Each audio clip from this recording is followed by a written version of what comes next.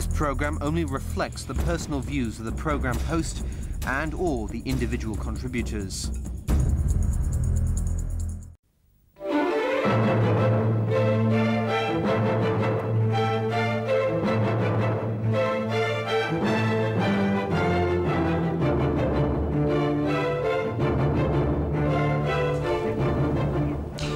This is NEWSLINE. I am Michael Chigani.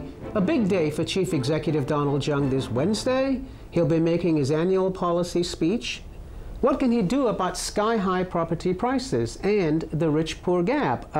Now, we're going to discuss these issues with you. Let me just introduce to both of you first. I've got leaders from two major political parties. I've got Albert Ho, who's the chairman of the Democratic Party, and Lau Gong-wah, you're the vice chairman of DAB Party, and you're also an executive councillor. You're in Donald Tsang's so-called cabinet. Now, let me ask both of you, since you're closest to me, I'll ask you first. Albert, now, you're the Democratic Party leader. What would you think that the chief executive can do about major issues like high property prices, the widening rich-poor gap? Other advanced societies have the same problem, and they don't seem to be able to do anything at all about it. I think the difference between Hong Kong and some other societies, like in the USA or in UK, is that they have a system of democratic accountability. In other words, if the president and the prime minister are not delivering their promises, are not putting in place effective measures to cope with problems of major concerns, then they will be punished by the voters. They will either be ousted. You see that happening in America now? Yeah, they will either be ousted or they would be punished during the midterm election.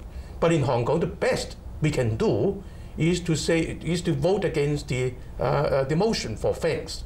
The motion of thanks for his policy address. Chief executive policy I don't think it would create certain moral pressure, but that is far from being adequate. For instance, there is now almost a consensus having been built in the Electrical for calling upon the government to revive this HOS scheme. The home ownership scheme. Yeah, the home ownership scheme, so as to give a stepping stone for the younger generation to go into the government doesn't want to do that. And it seems the government, even now, is very reluctant to pay heed to this general consensus. What you're saying is that you have to have a democratic process before you can solve these problems. But I don't think that, Mr. Lau Gong-wah, you're an executive councillor and you're the vice chairman of the DAB party, which is seen and recognized as a pro-establishment party. You don't agree that democracy is going to fix this, do you? Even you look at the situation in the UK and also in the United States, even there are some high-priced property market, and also the gap between the rich and the poor is very wide. It's the same situation. It's as wide as in Hong Kong. I think we're slightly wider, but so that's it. Yeah. We have to go back to the problem itself. The housing policy and the land policy will be the focus point of the coming policy address, because there is a high expectation from the public, and the government has also conducted a half-year consultation on this problem, and from the media we've learned that there may be some new idea on the home ownership scheme, but not the HOS scheme that Albert Ho was talking about. Most of the political parties in the Electrical urge for the HOS. Even your party does that, right? We hope that we can have some certain amount. But you're a member of the Executive Council. Why can't you put pressure on Donald Tsang and the government from inside the council? The views of the members of Electrical. I think the government has already known that. Even Eva Chang, he met with every party, right? But we won't object some new idea. For example, they have thrown out some idea, such as rent and buy. Rent and buy. Because some of the middle class or even the sandwich class, they can't buy the new flat because they don't have the first installment. That is very important. So if we have a new scheme that they can rent it first for a few years, they save money, and then they can buy the new flat. I think we don't have to object it first. So HOS, traditional one, we can urge for that. But if there is any something else, an alternative, don't reject it. Yes. But I want to ask Albert Ho this. Now, Albert Ho, Lau Kong-wah says well, maybe we can have a rent and buy scheme for the middle class and the sandwich class.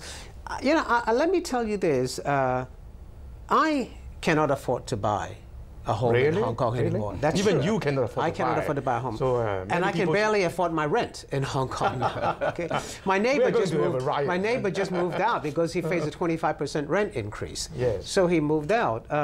Now, I don't think that's right, that people, even in middle class, cannot afford to buy a home. But when you only help the sandwich class, that means the people who are not that poor, but not that rich. But everybody else in Hong Kong is suffering from the high property prices, isn't that right? Yes, yes. Actually, we have a package of proposals to tackle this problem relating to the need to provide affordable housing to the general public. Now, the package range from, you know, building more public housing units to cater for the need of the poor, you know, on the one hand, and on the other hand, try to stabilize the market by giving a more steady supply of land and hence housing units into the market, together with effective measures to curb speculation. Now that is important. But a member of the Executive Council was caught speculating. We have been urging that certain form of anti-speculation tax should be introduced. Maybe, you know, a higher rate of ad valorem stamp duty, or even a special tax be introduced. Now, and then subsidized form of housing such as the HOS, you know, no matter how you name it, you know, should be reintroduced into the market. And after all, you know, the government should make sure that there's a fair play, you know, a system of fair play to make sure that the rich and the land tycoons should not always be taking benefits from the loopholes in our system. Which, is that what they're doing? That's what you say they're doing? Yes, they have been doing quite a lot. You know, for instance, when there is a shortage of supply in land, then the tycoons can make use of their huge land reserve in land banks. You know, by modifying their land leases and then change it into. So you're saying the government should be tougher on these property tycoons? Certainly. All right, now, Lau Kong-wah, aside from property prices, I feel, and I think a lot of people feel, have made a lot of people very poor because they have to pay a lot of their money. Or someone very rich. Right. Well, some people have become very rich.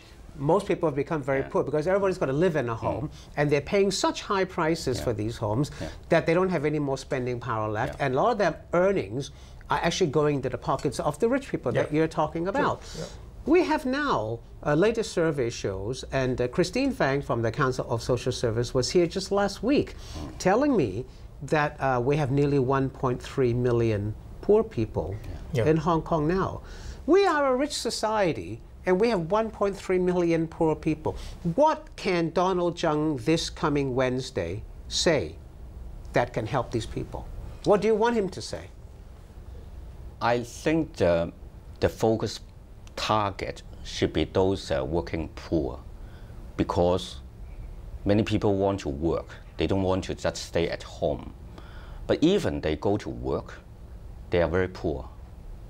Some of the families, they only got $6,000 for the whole family.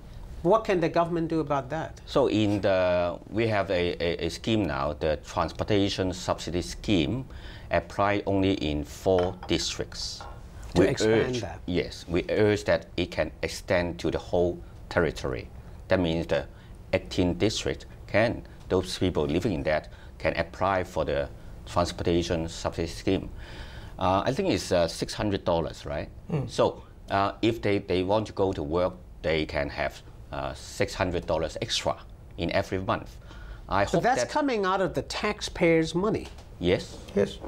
But is it, I've always asked this question, maybe I can ask Albert Ho, is it fair that employers pay so little that we have what is called the working poor And then the government must use taxpayers' money to subsidize their living. Surely they should be able to live with the salaries that they earn. If you don't help those working poor, they don't go to work, the burden of the taxpayer will be higher.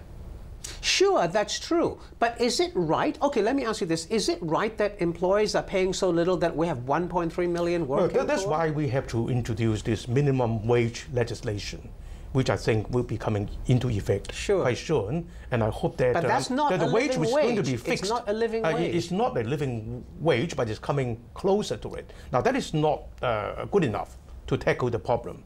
For this reason, I think there should be a whole new scheme to be thought out and put in place to tackle this problem. Now, it's not only alleviation of the poor.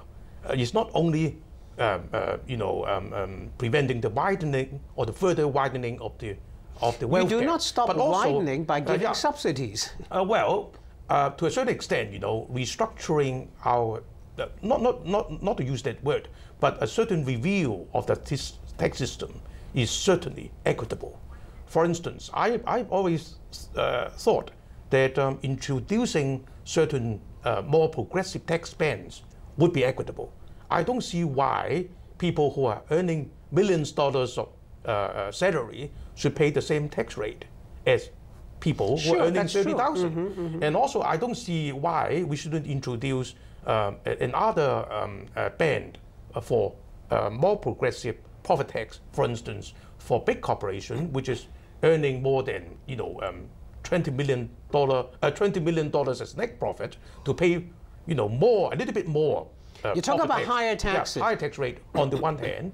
On the other hand, there should be a poverty commission to be re-established. Henry Tang had one that's gone. Yeah. And that commission should be entrusted with the powers and duties to plan out a series of activities. Tax credits is one way. For instance, subsidizing the poor for transport, and also coupons for education for people to enable more students to who have passed the examination to go into university at their own choice. I'm going to bring these questions. I'm going to ask Lau Gong-Wah how you're a different political party, how you're going to respond to what he said after the break. See you soon. Don't go away.